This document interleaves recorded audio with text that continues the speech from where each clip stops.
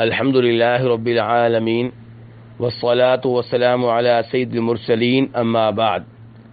نبی صلی اللہ علیہ وسلم نے مسلم شریف کی صحیح حدیث کے مطابق اس شخص کو جس نے قربانی کرنی ہو ذی الحجہ کا چاند نظر آنے کے بعد ناخن کاٹنے سے، بال کاٹنے سے روکا ہے۔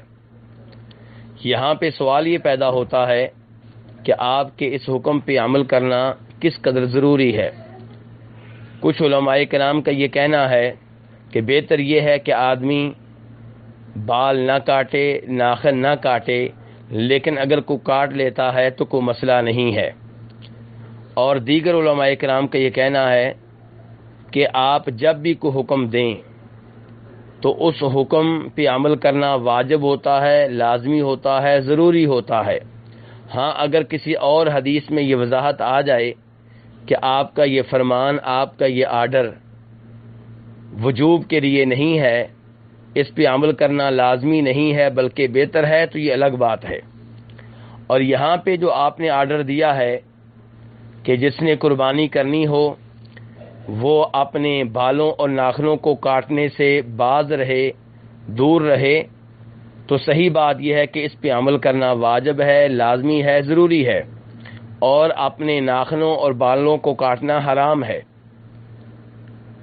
اس لیے جو آدمی جان بوجھ کر نبی علیہ السلام کے اس حکم کی خلاف ورزی کرے گا تو وہ نبی علیہ السلام کی نافرمانی کر رہا ہے، اور اسے چاہیے کہ سچے دل سے اللہ سے توبہ استغفار کرے، اللہ سے معافی مانگے، لیکن اس پہ کوئی جرمانہ نہیں ہے۔ توبہ استغفار کا اسے اہتمام کرنا چاہیے اور اللہ سے معافی مانگنی چاہیے کہ میں نبی علیہ السلام کے آرڈر کو وہ اہمیت نہیں دے سکا جو دینی چاہیے تھی، یا اللہ مجھے معاف کر دے۔ لیکن اس وجہ سے اس کی قربانی پہ کوئی اثر نہیں پڑے گا، یعنی کہ ہم یہ نہیں کہہ سکتے کہ اس کی قربانی نہیں ہوگی۔ قربانی انشاءاللہ اپنی جگہ پہ درست ہوگی، اور یہ جو غلطی ہوئی ہے اس پہ اللہ سے معافی مانگی جائے۔